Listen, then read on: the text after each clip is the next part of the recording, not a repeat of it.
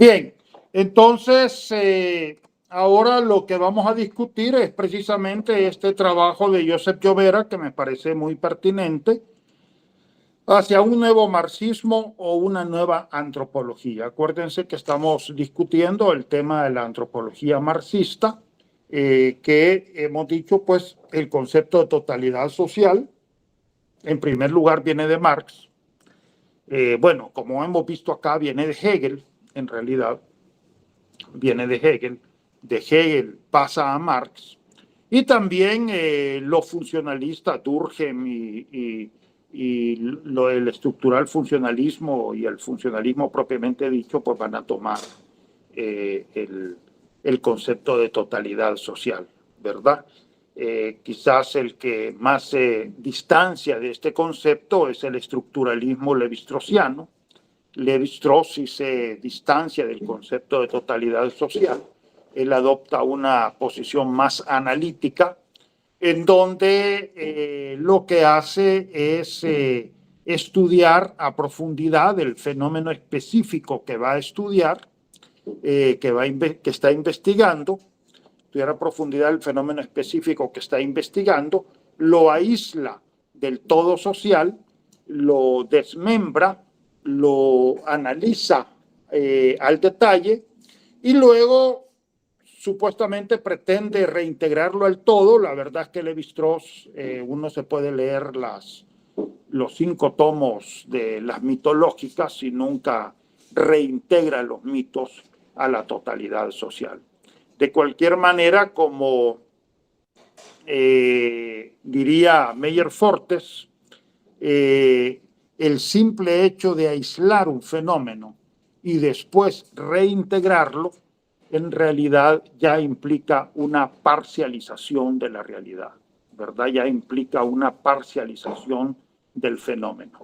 El modelo sintético, que es el que estamos favoreciendo acá y también el que favorece Marx, es tomar como punto de partida la totalidad social, y a partir de la totalidad social entonces se va a un aspecto específico, ¿verdad? Que puede ser el aspecto religioso, puede ser una contienda política, puede ser una empresa económica, una actividad económica, pero se parte de la totalidad social. Esa es la perspectiva sintética que favorece Marx, que favorece el funcionalismo también, ¿verdad? Que favorece Clifford Geertz, Víctor Turner, partir pues de la totalidad social, y a partir de la totalidad social entonces se va a un aspecto específico. Ahora, como decía Josep Llovera, y lo dijimos al principio de este curso, se favorece mucho la especialización, pero entonces se pierde la visión de totalidad, ¿verdad? Para nosotros es fundamental partir de la visión de totalidad, porque eso es lo propio de la antropología. Eso es lo propio de la antropología. Luego hay antropólogos económicos que terminan siendo más economistas que antropólogos, o antropólogos políticos que terminan siendo más politólogos que antropólogos. ¿Cuál es el problema de eso? Que se pierde la perspectiva y el aporte de la antropología a las ciencias sociales. El aporte de la antropología es precisamente dar cuenta de la totalidad social, porque de esa manera podemos ver los fenómenos funcionando en una sociedad, en una sociedad como un todo. Entonces, esta perspectiva de la antropología marxista entra a Francia, pero no entra sin problemas, ¿verdad? Hay obstáculos, digamos, hay resquemores por parte de los antropólogos y los científicos sociales franceses para aceptar el marxismo, ¿verdad? Para aceptar el marxismo. Estamos hablando ya pues después de el reinado, digamos, de Lévi-Strauss en Francia.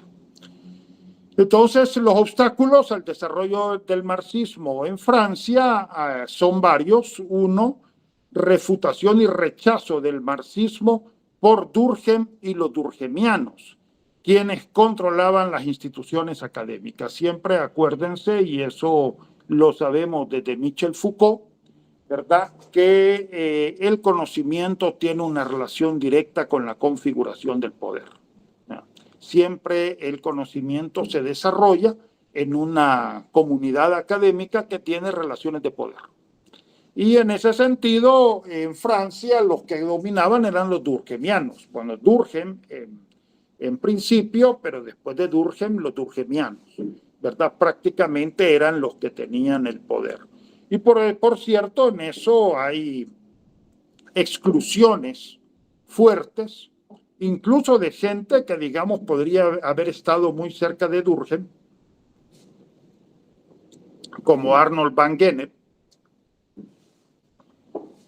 Arnold van Gennep es prácticamente excluido por parte de los durkheimianos, redescubierto ya en los años 70, pero entrado en los años 70 por parte de Victor Turner, ¿verdad? Entonces, Arnold van Gennep fue uno de los excluidos, y como él hubo otros pues que también fueron excluidos de la Academia Francesa. Entonces, siempre pues el conocimiento se da en estas relaciones de poder, en donde hay determinados sujetos que ostentan el poder intelectual, el poder académico, y por supuesto que imponen su sello y excluyen a otros que no están, digamos, directamente en su línea. Entonces, esto es el primer gran obstáculo que tuvo el marxismo para entrar en Francia. Luego, ausencia de una sólida formación en economía política y estudios hegelianos. Van de la mano, ¿no? Es decir, el marxismo no era una tradición importante. En Francia, como hemos visto, la tradición básicamente viene de Durkheim, Marcel Mauss, que sigue pues la orientación durkheimiana, ¿verdad? Luego Lévi-Strauss, que ya implica un quiebre importante, pero en un sentido diferente a la teoría marxista. Entonces no había una formación en ese campo. Y luego la existencia de una tradición de marxismo vulgar. No hay que olvidar de que también hay un periodo importante del marxismo vulgar, en donde se estableció una relación muy mecánica entre lo económico y el resto de la sociedad, en donde lo económico era lo determinante en última instancia, pero de repente en el marxismo vulgar esa relación se vuelve fuertemente mecánica. Estamos hablando de la Academia de Ciencias de la URSS, por ejemplo, que sacó una serie de manuales en ese sentido. Y bueno, siempre pongo el ejemplo en América Latina de Marta Harnecker, que también los fundamentos del materialismo histórico, que también establece una relación muy mecánica. La idea era popularizar el marxismo, pero el popularizarlo lo vulgarizaron, ¿verdad? Al popularizarlo lo vulgarizaron. Y entonces eso también había una resistencia muy fuerte en ese sentido, ¿no? Algo así como la resistencia que ahora hay en la Academia Mexicana con respecto al concepto de Mesoamérica, que efectivamente el concepto de Mesoamérica ha sido esencializado, ha sido reducido, digamos, a una continuidad demasiado burda, y eso ha traído contrarreacciones, incluso al grado de que hay muchos colegas que ya no quieren hablar de Mesoamérica, ¿no?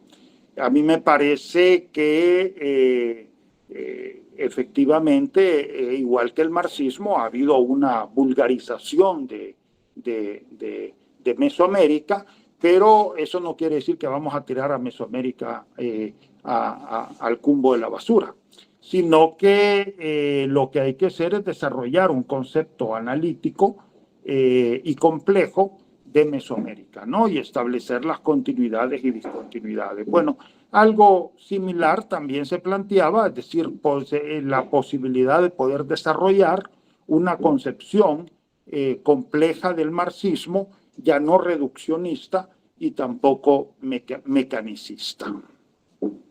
Bien, el encuentro del marxismo y la antropología en Francia se llevó a cabo como resultado de tres precondiciones.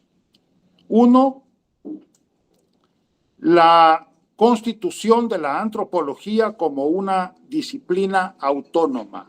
Esto era un aspecto importante, el reconocer que la antropología pues ya era una disciplina autónoma y era además una disciplina que tenía mucho que aportar a las ciencias sociales, ¿verdad? Entonces es prácticamente reconocer la trascendencia de la antropología. Ese es el primer elemento.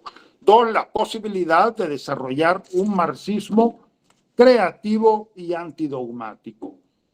Por supuesto que frente al dogmatismo, frente a la vulgarización, siempre está la posibilidad de desarrollar una teoría creativa y compleja.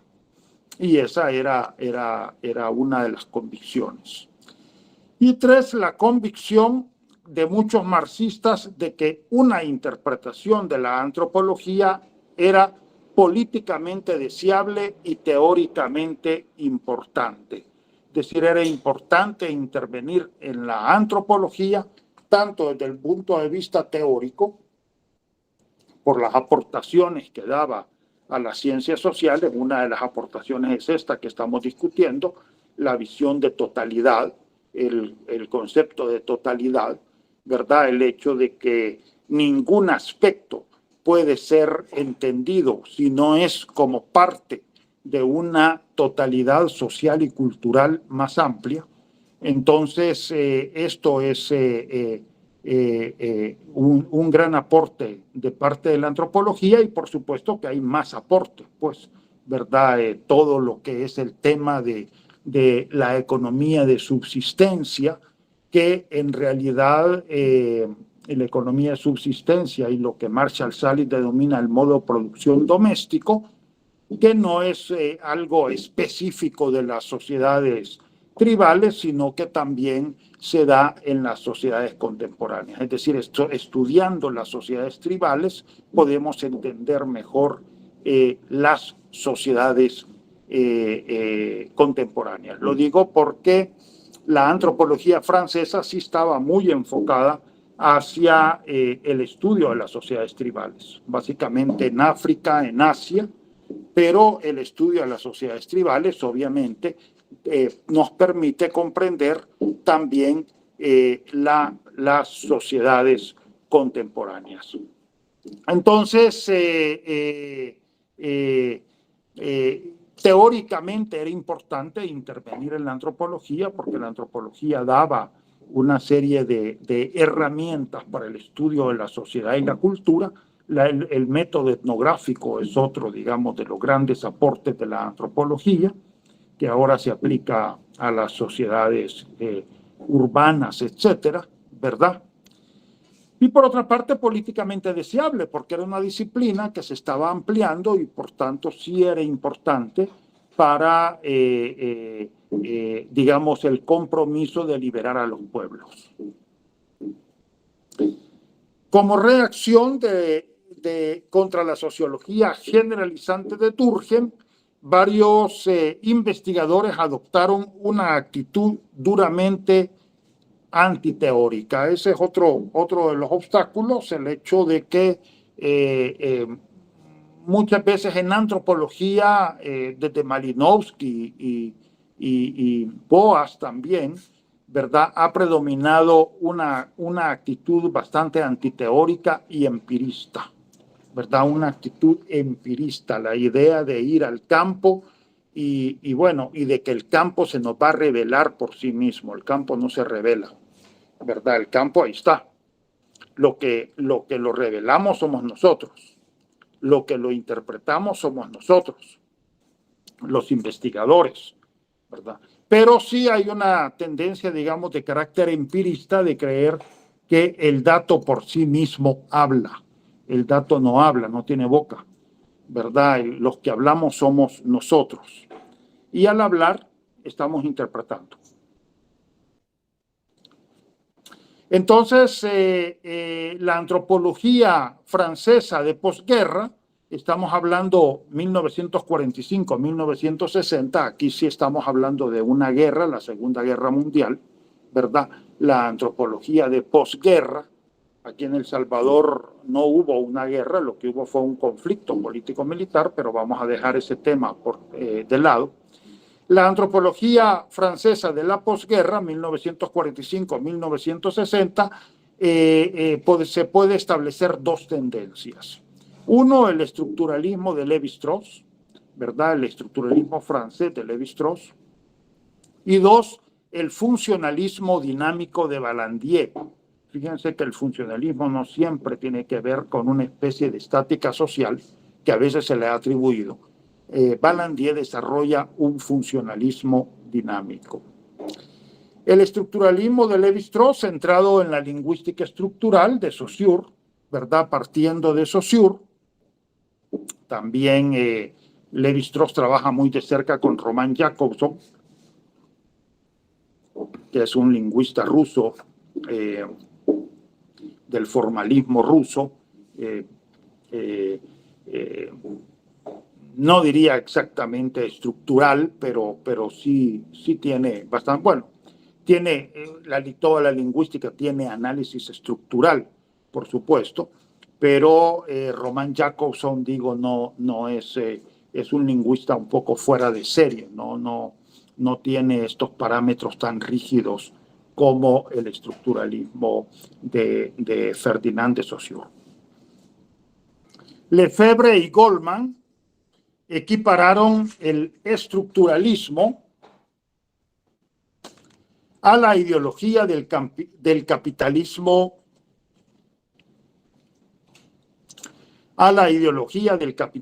tecnocrático por su cariz ahistórico y formalista. Por supuesto que esta es una exageración de Lefebvre y de Goldman, ¿verdad? Equiparar el estructuralismo a la ideología del capitalismo tecnocrático. Hay otros autores, en concreto Maurice Godelier, que va a protestar con esto. Maurice Godelier sí reconoce los avances del estructuralismo, pero se fundamentaba en el hecho que el estructuralismo es, sobre todo el levi-straussiano, es fuertemente formalista, ¿verdad? Lo cual va con el avance tecnológico de la sociedad capitalista, y también tiene un carácter ahistórico. La estructura, pues en Lévi-Strauss es prácticamente ahistórica. Paul Ricoeur nos va a decir, no, la estructura también cambia. Lo que pasa es que cambia a un ritmo más lento que otras instancias de los fenómenos sociales, ¿verdad? Pero también hay una historicidad en la estructura. Lévi-Strauss sí lo veía como una estructura de carácter ahistórico, ¿verdad? Y esto pues para Lefebvre y para Goldman prácticamente es propio de una visión capitalista tecnocrática. Bien, Vallandier nos da este funcionalismo dinámico, Georges Vallandier, la idea de que él trabajaba en África, ¿no? La idea de que las sociedades africanas tienen una historia tradicional y moderna, son dinámicas y contradictorias. Esto es interesante en Georges Vallandier, ¿verdad? Las sociedades africanas tienen una historia, decía, tanto tradicional como moderna, porque también las sociedades que llamamos tradicionales y que nos enfrentamos en un momento dado son sociedades que han tenido una historia, ¿verdad? Que han tenido una historia. Y por supuesto también la historia de su articulación con el capitalismo, que eso también trae nuevas transformaciones en estas sociedades. Entonces, nos dice Balandier, hay que reconocer tanto la historia tradicional como la moderna. Y por tanto, esto nos dan sociedades dinámicas y contradictorias. Fíjense que Balandier, desde un marco funcionalista, ya nos está introduciendo el concepto de contradicción, ¿verdad? Que es un concepto que en realidad se le atribuye a la teoría marxista, pero también ya Balandier está incorporando este elemento. Bueno, para ser justos, también Edmund Leach, su famosa contradicción Gunsa-Gunlao en los sistemas políticos de la Alta Birmania, pues también realmente nos está introduciendo el tema de la contradicción. Balandier también lo introduce. 2, nos dice Balandier, los movimientos sociales actuales reflejan la estructura del pasado y las transformaciones provocadas por la situación colonial. Entonces, nuevamente está redundando en hacer ver, 1, la historia tradicional y 2, la historia que se genera por el contacto de la sociedad global, diríamos, ¿verdad? Con el contacto de la sociedad global.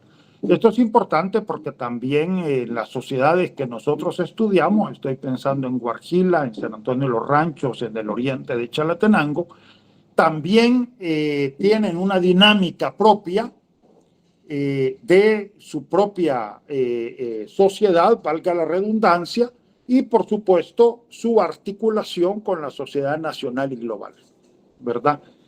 Pero a veces por la articulación con la sociedad nacional y global borramos la dinámica local. Para Balandier era importante pues tomar en cuenta la dinámica tradicional local de los pueblos africanos y también, por supuesto, su articulación con la sociedad nacional, porque ya se estaban constituyendo las sociedades nacionales y global. La situación colonial, dice Balandier, es un fenómeno global que puede caracterizarse por su naturaleza desigual. Se niega la palabra al oprimido, ¿verdad? Es decir, esta es la situación colonial, que incluso, de acuerdo a Balandier, tiene un artículo que hace ver, que se llama así, la situación colonial, que hace ver cómo la situación colonial llega hasta nuestros días, precisamente negando la palabra al oprimido, ¿verdad? Negando la palabra al oprimido. Sea indígena, sea campesino, sea obrero, pero en realidad es la idea de negarle la palabra al oprimido. Fíjense qué interesante la visión de Monseñor Romero, ¿verdad? Darle voz a los sin voz, ¿verdad? Darle voz a los sin voz. Lo mismo está diciendo Balandier, el hecho de negarle la palabra al oprimido es una herencia de la situación colonial. Bien. El desarrollo ya de un marxismo creador, Joseph Llovera lo pone como punto de partida a Althusser. Estamos hablando de Francia, ¿verdad? Pone como punto de partida a Althusser y nos dice el punto de partida precisamente para Althusser es de que Marx abrió a la ciencia el continente de la historia.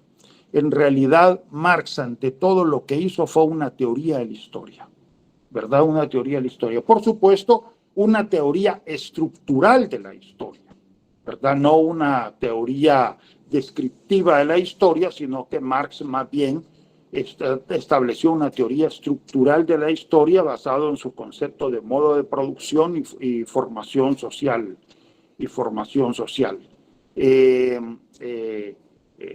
Bueno, ya lo vamos a decir más adelante. Los modos de producción que Marx estableció no son universales. Marx se basó en la historia de Europa y a partir de ahí estableció los modos de producción, pero por supuesto para otras sociedades pueden establecerse otros modos de producción, ¿verdad? Pero en realidad lo que Marx hace es precisamente una historia de carácter estructural que a mí me parece muy importante, ¿verdad? Aquí en El Salvador, ya lo hemos hablado, podemos establecer la sociedad mesoamericana prehispánica, básicamente basada en el concepto de modo de producción asiático, luego la sociedad colonial, que no era feudal, más bien hay una articulación de mercantilismo con economía de subsistencia, con modo de producción doméstico, luego el capitalismo agroexportador y finalmente el capitalismo después del conflicto político-militar, o a través del conflicto político-militar se construye el capitalismo globalizado y transnacionalizado. Bien, entonces lo que nos invita en realidad Marx es a establecer esta historia estructural de las sociedades. Y eso mismo se puede hacer también en un cantón, en un municipio, en un cantón, lo que en México llaman ranchería, municipio. Se puede también establecer esa historia estructural. Como ciencia, nos dice Althusser, parte de una ruptura epistemológica que está dada en la ideología alemana. Paso de la esencia humana a la totalidad social y los conceptos de modo de producción, relaciones de producción, fuerzas productivas, etc.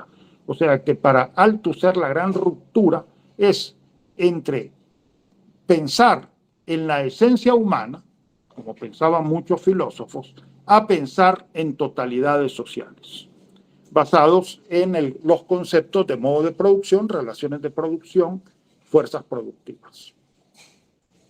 Propone un nuevo criterio de periodización, la sucesión de totalidades sociales. La sucesión no está regida por el tiempo histórico, sino teórico. Entonces, la sucesión de totalidades sociales, la que Marx estableció en realidad está basada en la historia de Europa, pero en El Salvador, en América Latina, se pueden establecer otras sucesiones, pero siempre son sucesiones de totalidades sociales. Según Althusser, los dos conceptos básicos del materialismo histórico son modo de producción y formación social en Karl Marx.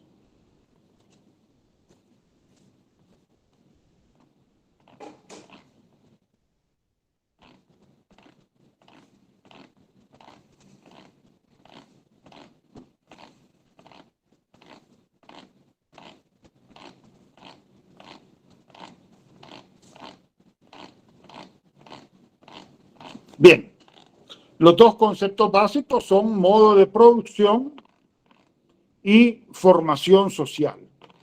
El modo de producción que corresponde a la estructura y por tanto es abstracto y universal, y la formación social que corresponde al sistema, a los sistemas sociales que son concretos y específicos.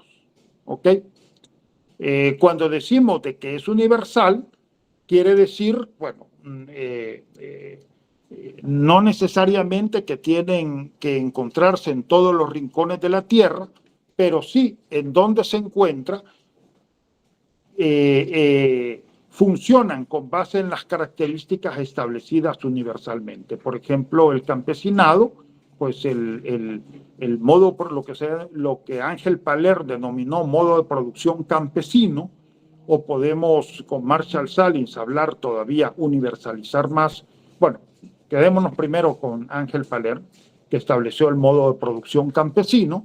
Eso, pues bueno, si ustedes pueden encontrar campesinos en Tailandia pueden encontrar en el Congo, en México o en El Salvador, pues obviamente van a funcionar con esas características del modo de producción campesino, ¿verdad?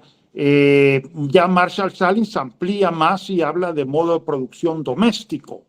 Y a mí me gusta ese concepto de modo de producción doméstico porque no limita únicamente a los pequeños agricultores, ¿verdad? Los campesinos como pequeños agricultores, sino que también en las áreas urbanas, por ejemplo, la denominada economía informal, muchas veces funciona con base en el modo de producción doméstico.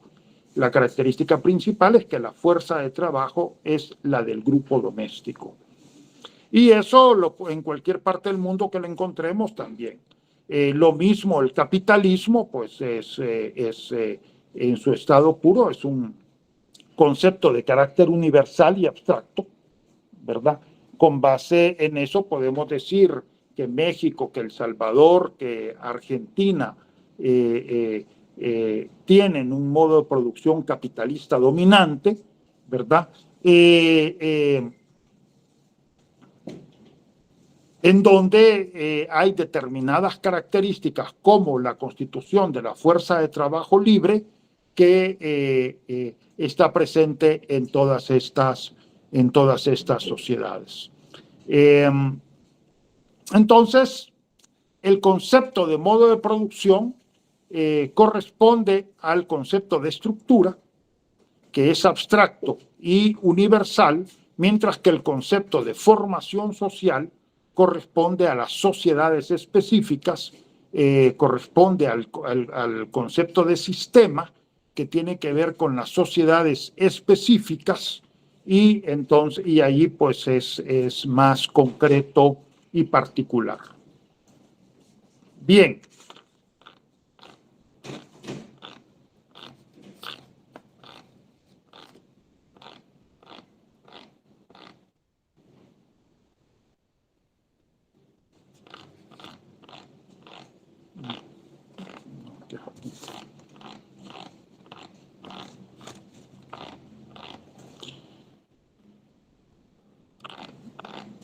Bien. No debe reducirse, nos dice Althusser, el modo de producción a su nivel económico, porque el modo de producción es una totalidad social. En realidad se está hablando de totalidades sociales. Yo realmente prefiero hablar de tipos de sociedad al estilo de Karl-Polanyi. Karl-Polanyi habla de tipos de sociedad. Se puede utilizar el concepto de modo de producción, pero el concepto de modo de producción es holístico y totalizador. Althusser define el modo de producción como una estructura constituida por niveles, en donde está lo económico, lo político e ideológico, en donde el económico determina en última instancia. Del lado derecho ustedes tienen un esquema en donde vemos una totalidad social, ¿verdad? Vemos una totalidad social que puede ser un país, puede ser El Salvador, o puede ser un municipio, o puede ser un cantón, o puede ser un caserío, ¿verdad? En donde, bueno, yo incorporo el aspecto, la dimensión ecológica. Althusser no lo incorporaba, en esa época no era tan importante. Ahora sí, el aspecto ecológico es fundamental, el medio ambiente físico en el cual el ser humano vive y la interacción que el ser humano tiene con ese medio ambiente físico, pues es de gran trascendencia. Entonces, la ecología, la economía, la estructura social y la estructura simbólica. Prácticamente en todos los marxistas franceses, la determinación en última instancia lo tiene la economía, es decir, las relaciones sociales de producción. El objetivo último del materialismo histórico es explicar las formaciones sociales, las cuales son estructuras complejas que realizan una serie de modos de producción en una articulación de dominancia determinada. Por eso, en una clase anterior les ponía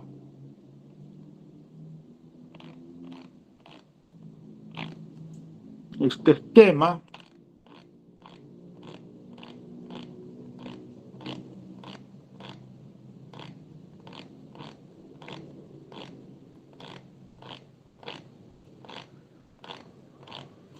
en la cual en la sociedad salvadoreña podemos ver esta formación social. La formación social en realidad siempre implica una articulación de modos de producción, ¿verdad? La formación social siempre implica una articulación de modos de producción. Ya hemos dicho que el concepto de modo de producción es un concepto abstracto y universal. En su estado puro no se da en ninguna parte del mundo. En su estado puro no se da en ninguna parte del mundo, ¿verdad? Ni en los Estados Unidos, ni en Inglaterra podemos hablar de un capitalismo puro. Ahorita Estados Unidos además incorpora muchos elementos del socialismo en su sociedad. Y ya no digamos los europeos. En Europa hay, bueno, todo lo que es la salud pública, la educación, etcétera, que es muy buena y que no va bajo la lógica del capitalismo. Entendamos, el capitalismo es una sociedad de propietarios privados de los medios de producción, ¿verdad? Eso es el capitalismo y no tergiversemos el concepto de capitalismo. Ya lo que sucedió históricamente es de que, claro, esta sociedad de productores privados de los medios de producción genera muchas contradicciones. Generaba muchas contradicciones y las mismas empresas capitalistas no podían funcionar con tanto conflicto. Entonces comenzaron a ceder y proporcionaron servicios sociales. Proporcionaron servicios sociales como la salud, la educación, etcétera. Una reflexión muy bonita sobre esto está en la serie de La Corona de Netflix, cuando la reina Isabel le dice a la Margaret Thatcher, le dice, estaba la huelga de mineros, ¿no? Muy fuerte, y la reina Isabel le dice, hay que darle servicios sociales a la población. Y la Margaret Thatcher le dice, no, el Estado no tiene que darle servicios sociales a la población. En realidad son ellos los que tienen que proporcionarse sus propios servicios sociales.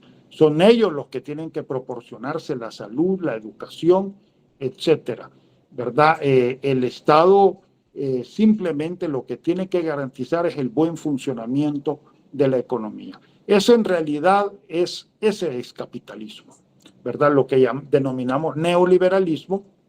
En realidad ahorita hay dos tipos de capitalismo, el neoliberalismo y el capitalismo nacionalista. Pero en ambos, ¿verdad? Es el individuo el que tiene que salir adelante por sí mismo. Por eso que el sujeto de la sociedad capitalista es el individuo, ¿verdad? El capitalismo, que el tipo de sociedad dominante, digamos, en El Salvador. Luego tendríamos la sociedad doméstica o de subsistencia, basado en el grupo doméstico, que se encuentra subordinada al poder del capitalismo, y la sociedad socialista o de inversión social o de bienestar social. Los europeos acuñaron este concepto de bienestar social para decir que no eran socialistas, ¿verdad? En donde el sujeto es la sociedad y obviamente constituye un tipo de sociedad secundario. Pero entonces la formación social aquí está dada por la articulación de diversos modos de producción, ¿verdad? Está dada por la articulación de diversos modos de producción. Bien.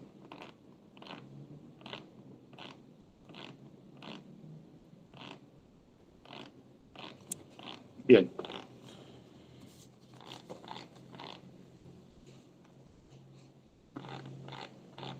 Para Althusser, el modo de producción articula tres instancias, la económica, la política y la ideológica. Nosotros incorporamos, pues, otras instancias, en particular la ecología, y más que de lo ideológico, yo hablo de estructura simbólica o de cultura, si ustedes quieren hablar de cultura. El problema con el concepto de ideología es que por lo menos en su versión de la Escuela de Frankfurt, la ideología tiene que ver con la falsa conciencia de la realidad, ¿verdad? La ideología tiene que ver con la falsa conciencia de la realidad. Y ahí yo realmente no estoy de acuerdo. Me parece que sí hay falsa conciencia de la realidad, pero también hay elementos verdaderos o concepciones correctas sobre la realidad. Yo no puedo concebir la cultura como falsa conciencia de la realidad. Otra cuestión es cómo Antonio Gramsci, por ejemplo, toma el concepto de ideología, que Gramsci más bien habla de la ideología muy parecido al concepto de cultura que desarrollamos los antropólogos. Pero ese ya no es el concepto marxista de ideología. El concepto marxista original es el que desarrolla la Escuela de Frankfurt, que es la idea de la ideología como falsa conciencia de la realidad, porque preserva la estructura de poder basada en clases sociales, ¿verdad? El proletariado, el que puede acceder a romper con esa falsa conciencia, porque es el proletariado el llamado a construir una sociedad sin clases. Sin embargo, la verdad es que aún en las sociedades con clases y con estratos socioeconómicos, la cultura no es una simple falsa conciencia de la realidad. Por eso es que me gusta más hablar de estructura simbólica o de cultura, ¿verdad? De cultura entendida, por supuesto, como estructura y sistema de símbolos sociales. Bien, entonces, nuevamente al Althusser insistiendo pues que lo económico es lo determinante en última instancia. Las polémicas aquí, ya lo dijimos, uno la opción entre concepto de ideología, concepto de cultura. Yo me adscribo al concepto de cultura, entendida la cultura como estructura y sistema de estructura y sistema de valores y normas sociales que orientan la vida diaria de los individuos. La cultura, en su nivel más profundo, tiene que ver con una estructura o sistema de valores y normas sociales que orienta la vida diaria de los individuos. Bien. Y la otra aquí polémica es entre niveles y síntesis. A mí me parece que efectivamente tomamos el concepto de totalidad social, pero yo sí estaría de acuerdo con Althusser en reconocer diferentes niveles en la totalidad social, tal como aquí se establece el nivel ecológico, la economía, la estructura social y la estructura simbólica. ¿Por qué es importante esto? Porque reconocemos la relativa autonomía de cada nivel. Lo simbólico tiene una relativa autonomía y en un momento dado, precisamente en el marxismo vulgar, se vio lo simbólico como un simple reflejo de lo económico, ¿verdad? Como algo que reflejaba directamente la estructura económica. En realidad, no. Lo simbólico no es un simple reflejo de la realidad, sino que lo simbólico tiene una relativa autonomía, como bien lo estableció Antonio Gramsci. Entonces, en ese sentido, me parece que distinguir los diferentes niveles de la realidad es importante. La intervención del marxismo en antropología, bueno, Althusser en realidad no era antropólogo, ¿verdad? Ya la introducción del marxismo, por ejemplo, podemos tomar a Meyer Sox, que da cuenta de la vida económica de una sociedad determinada, o Maurice Godelier, que examina la lógica de los sistemas económicos. Eso me parece muy importante, ¿verdad? Examinar la lógica de los sistemas económicos. ¿Cuál es la lógica subyacente que se da en la actividad económica? Y eso nos marca diferencias. Por ejemplo, en el capitalismo la lógica es de maximización de beneficios. El capitalismo, como bien lo decía Eric Wolf, implica una maximización incesante de beneficios. Es decir, no basta con haber maximizado beneficios en un momento determinado, no que hay que maximizarlos año con año. Por eso la fórmula es dinero, mercancía, dinero, prima. Mientras que, por ejemplo, en la sociedad basada en el modo de producción doméstico, la lógica es más bien de subsistencia. Y ahí predomina la fórmula mercancía, dinero, mercancía prima, o viene dinero, viene prima, ¿verdad? En donde de lo que se trata es de obtener valores de uso para la satisfacción de las necesidades humanas. Es decir, la orientación ahí no es la maximización de beneficios, sino la satisfacción de las necesidades del grupo doméstico. Entonces, ahí hay dos lógicas diferentes. Eso es la tarea precisamente del antropólogo, del sociólogo, del economista, desentrañar cuál es la lógica subyacente, en este caso, de la actividad económica. En una sociedad pueden establecerse ambas lógicas y mantenerse en competencia, como ha pasado en las sociedades mesoamericanas. Miyazaki y Godelier demostraron que había otras lógicas económicas, cosa que los economistas no aceptan. Aquí hay una como determinación también de la economía que a veces los científicos sociales no nos damos cuenta, y es que para los economistas solo hay una lógica, y esa lógica es la lógica del capitalismo, ¿verdad? Entonces muchas veces hay colegas que no quieren aceptar que hay lógicas distintas a la lógica capitalista. Hay desacuerdo entre ellos, mientras que para Godelier el estructuralismo es un avance en la ciencia, para Meyer-Sox, Terray y Philip Rey es una ideología mistificante. Yo sí estoy con Maurice Godelier, que el estructuralismo representó un avance importante en el conocimiento científico.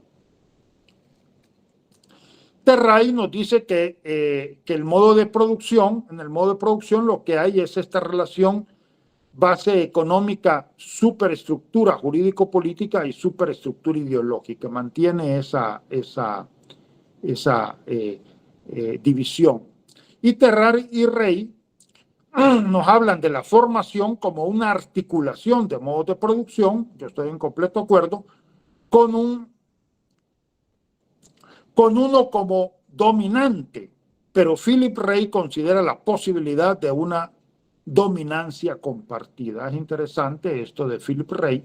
Él trabaja básicamente África y se da cuenta que en África no hay un único modo de producción, sino que hay, bueno, de entrada hay una articulación de modos de producción, pero además el dominante no es solo uno, sino que pueden ser varios. Meyer-Sox no habla de modo de producción, sino de tipos de economía, al estilo de Max Weber. Yo hablaría de tipos de sociedad, al estilo de Karl Polanyi. Y Guillermo Lapeña nos hace ver la articulación, los niveles de articulación e intermediarios.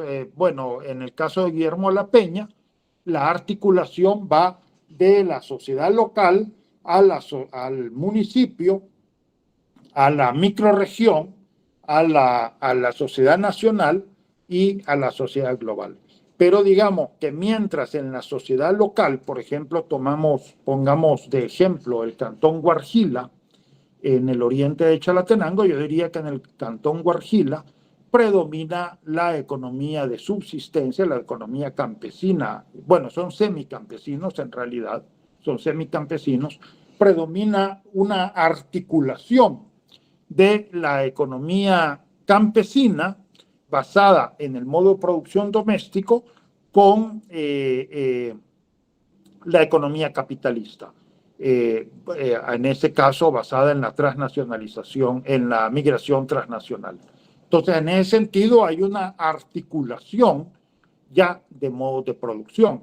Pero si nos vamos a nivel nacional, pues allí el capitalismo adquiere predominancia y sobre todo a nivel global, pues también el capitalismo adquiere predominancia. Entonces, en esta articulación que nos hacía ver Guillermo de la Peña, que tiene que ver con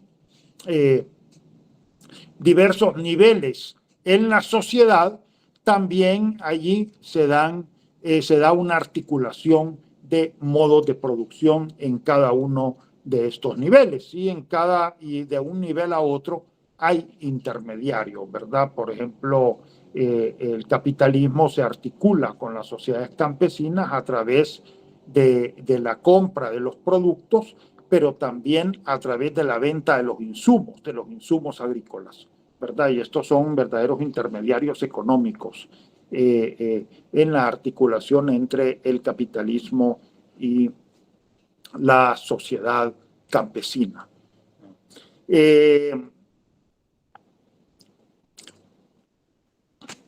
Bien, y un poco el tema de Guillermo de la Peña, hay que decirlo, tiene que ver también con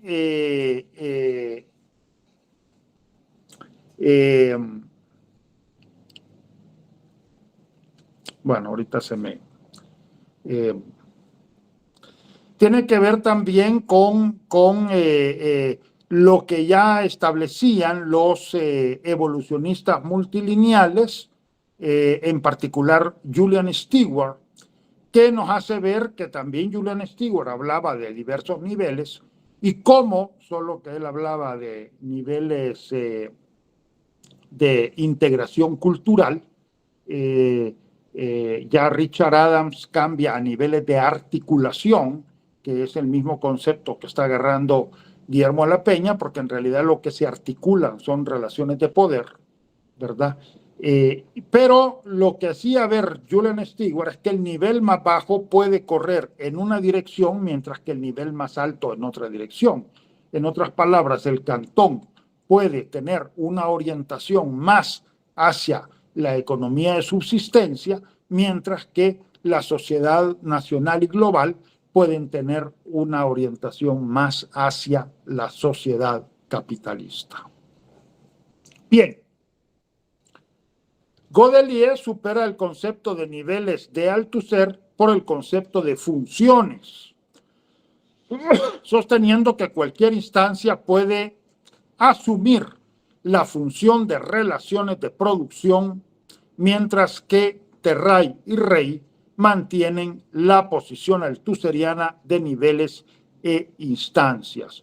Yo estoy de acuerdo con Godelier de que en un momento dado las relaciones de parentesco, las relaciones políticas y las relaciones religiosas pueden asumir el papel de relaciones sociales de producción. Maurice Godelier, por ejemplo, trabajó bastante con los incas, con la sociedad inca, y hacía ver cómo el Estado inca impone relaciones políticas que son verdaderas relaciones sociales de producción, ¿verdad? Estaban las comunidades, o sea, las comunidades que se siguieron desarrollando a través del Ayllu, pero estas comunidades se articularon a una estructura de poder más amplia, que es el Estado Inca, y por supuesto que el Estado Inca impuso una dinámica económica distinta sobre las comunidades. Entonces, las relaciones políticas se constituyen allí en relaciones sociales de producción. O el caso, digamos, de otras sociedades tribales en donde en realidad son las relaciones de parentesco, incluyendo quizás las sociedades campesinas nuestras, en donde es el grupo doméstico, por lo menos en la economía de subsistencia, es el grupo doméstico el que se constituye en la fuerza de trabajo básica para desarrollar la actividad económica, por ejemplo, para la producción de la milpa y prácticamente para toda la economía de subsistencia, que implica la milpa, implica animales domésticos, los huertos caseros, muchas veces tienen tienditas en la casa que en realidad son extensiones de la misma casa, ¿verdad? Entonces allí es el grupo doméstico el que está proporcionando la fuerza de trabajo básica. El grupo doméstico está funcionando como relaciones sociales de producción. Sin embargo, sí estoy de acuerdo con Terray y Rey en el sentido de que aun y cuando el parentesco pueda asumir las funciones de relaciones sociales de producción, el hecho de que las asuma el parentesco ya le impone un sello particular, ¿verdad? O que las asuman la estructura política o religiosa, también lo mismo, ya imponen un sello particular. Distinto al caso del capitalismo, en donde las relaciones sociales de producción se desnudan, podemos decir, es decir, se establecen de manera directa en el proceso de la producción. Cuando las relaciones sociales de producción se establecen de manera directa en el proceso productivo, entonces, en ese sentido, eso adquiere una característica particular a que si las relaciones sociales de producción se establecen a través del parentesco o a través de las relaciones políticas o de las relaciones religiosas.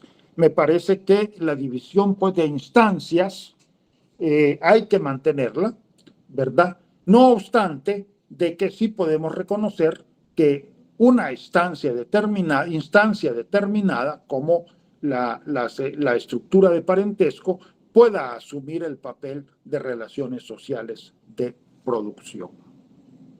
Bien.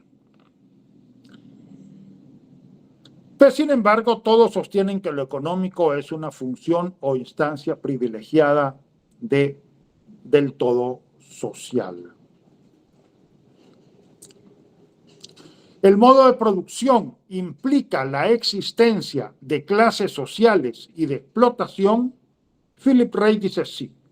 Godelier dice, en las sociedades tribales no hay clases sociales ni explotación, ¿verdad?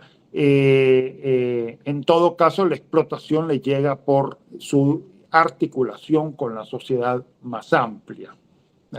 En las sociedades campesinas también se ha discutido esto. Muchas veces al interior de las sociedades campesinas no existen relaciones de explotación propiamente dicha, sino que esas relaciones de explotación se establecen por su articulación con la sociedad nacional y global.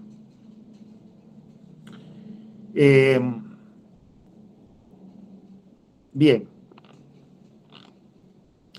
La antropología marxista francesa, la antropología marxista puede considerarse como una rama del materialismo histórico que constituye una teoría general de las formaciones sociales.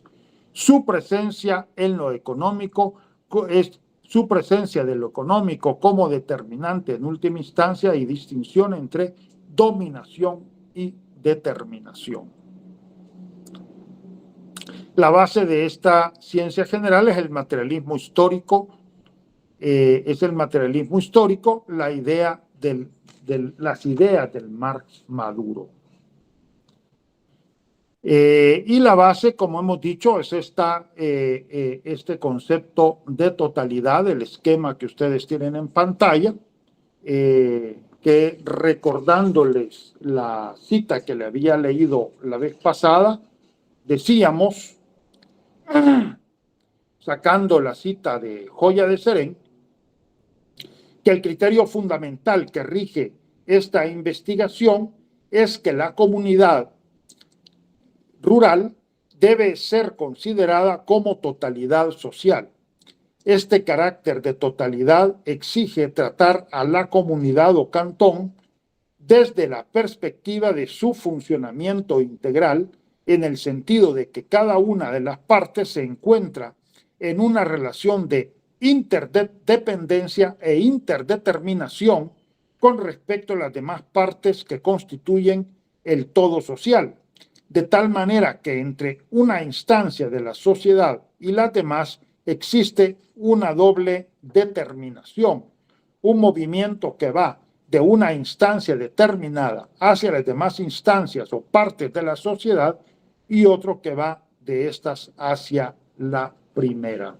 O sea, en otras palabras, lo que se está diciendo es que si agarramos una instancia determinada, digamos la ecología, ahorita que está de mucho interés el trabajo de la ecología política, ¿verdad? En Honduras, muy importante todo el movimiento generado por Berta Cáceres.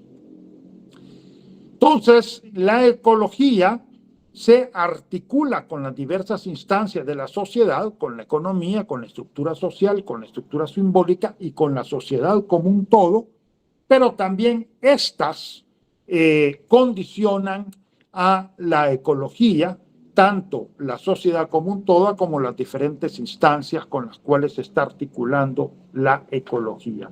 De esta manera establecemos en la totalidad social que dividimos en instancias, establecemos relaciones dialécticas entre ellas.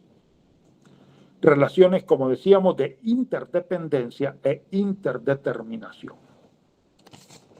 Bien.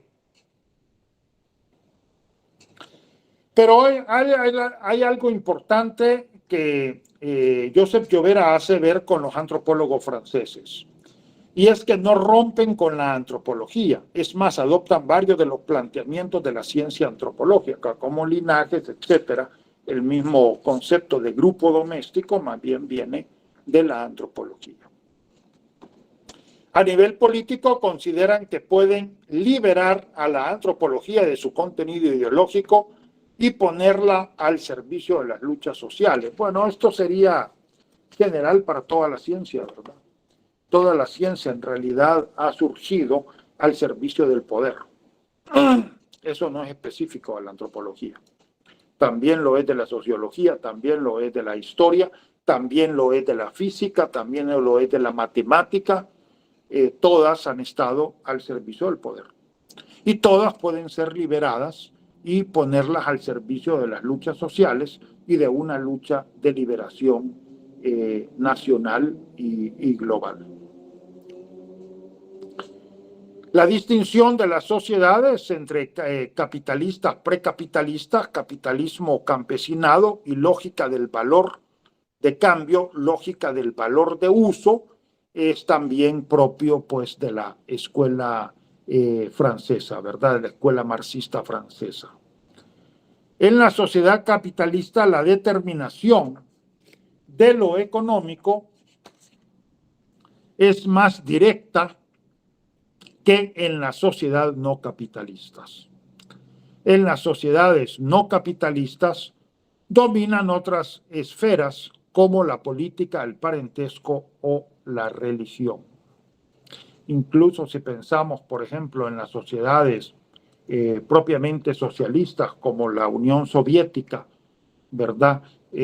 China también, que tiene un fuerte condicionamiento político, Cuba, Venezuela, Nicaragua, pues las relaciones políticas están condicionando muy fuertemente la actividad económica. En el capitalismo también, pero menos. Los antropólogos marxistas franceses continúan con el paradigma evolucionista, con la determinación de lo económico en última instancia, olvidando la historia y la dinámica sociocultural particular de las sociedades estudiadas.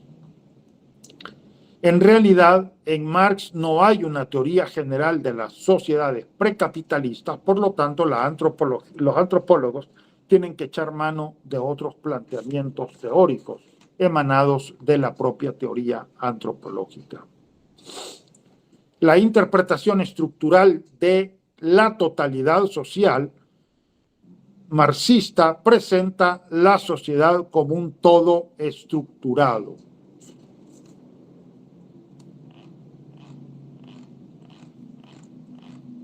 Bueno, este era el esquema que ya les estaba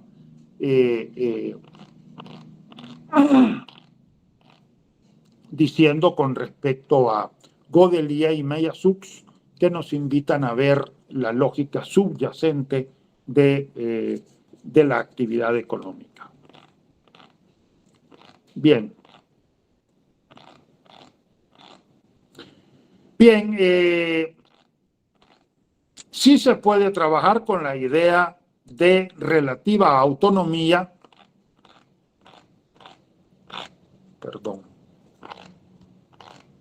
sí se puede trabajar con la idea de relativa autonomía de las instancias de la sociedad, lo cual no implica la determinación en última instancia de lo económico.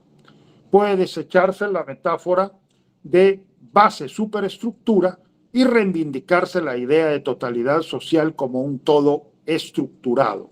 Ahí tienen el esquema, lo cual implica una visión sintética.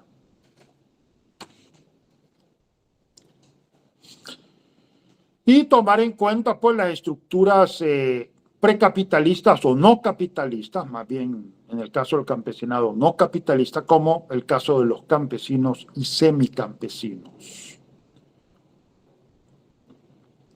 En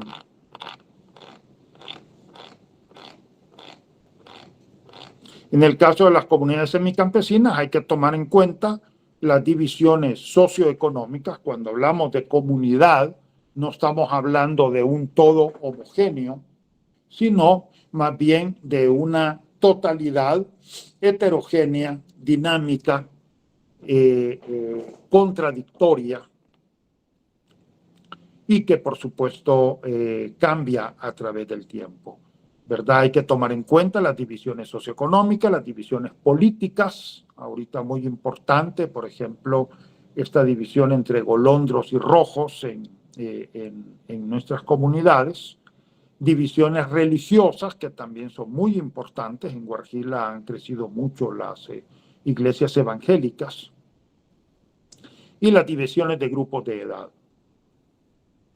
Se introduce el principio de contradicción al interior del sistema. Esa es una posición de Maurice Godelier y hay que aplaudirla. Se introduce el principio de contradicción al interior del sistema, y este principio de contradicción dinamiza el sistema mismo. Por tanto, la estructura adquiere una dimensión histórica, ¿verdad? Y aquí, como ya hemos dicho, podemos establecer la diferencia entre estructuras inconscientes que tienen que ver con relaciones, en realidad,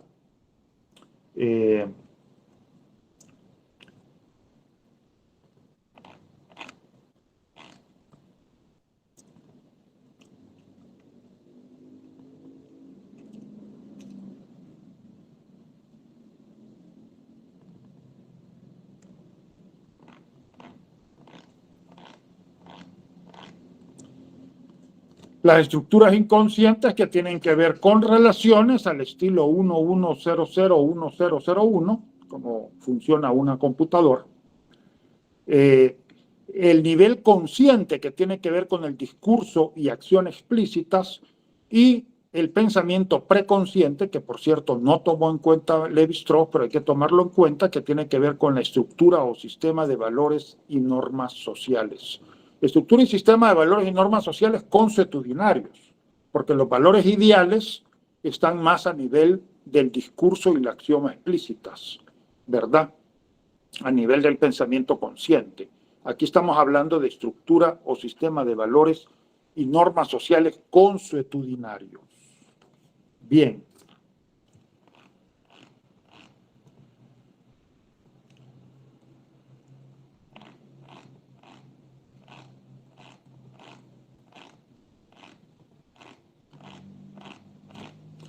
Y el concepto de totalidad, que tiene que ver con estos tres niveles: la historia, muchas veces olvidada por los funcionalistas, la historia, que tiene que ver con la historia de largo plazo, que es una historia estructural, la coyuntura y el acontecimiento. la estructura o sistema de relaciones sociales y la estructura o sistema de valores y normas sociales. La historia a largo plazo es importante. Los colegas muchas veces se olvidan y se quedan con una historia reciente, ¿verdad? Y en ese sentido, pues, la totalidad tiene una dimensión temporal y espacial. Finalmente, hacer ver que en el marxismo ha habido un marxismo político y también un marxismo científico. Ahí hay que un poco interactuar entre ambos porque también pues, el marxismo político ha tenido aportes importantes, ¿verdad? Bien, no sé si tienen preguntas, comentarios.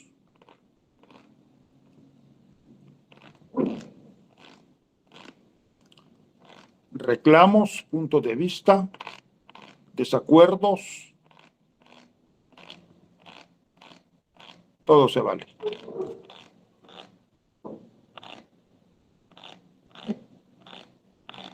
Bien, si no hay, pues entonces nos quedamos aquí, nos vemos el jueves. En realidad el jueves lo que haríamos es aclarar dudas. Sería más como una clase de aclarar dudas en realidad. El material pues prácticamente ya lo hemos visto completo, el de la unidad 1.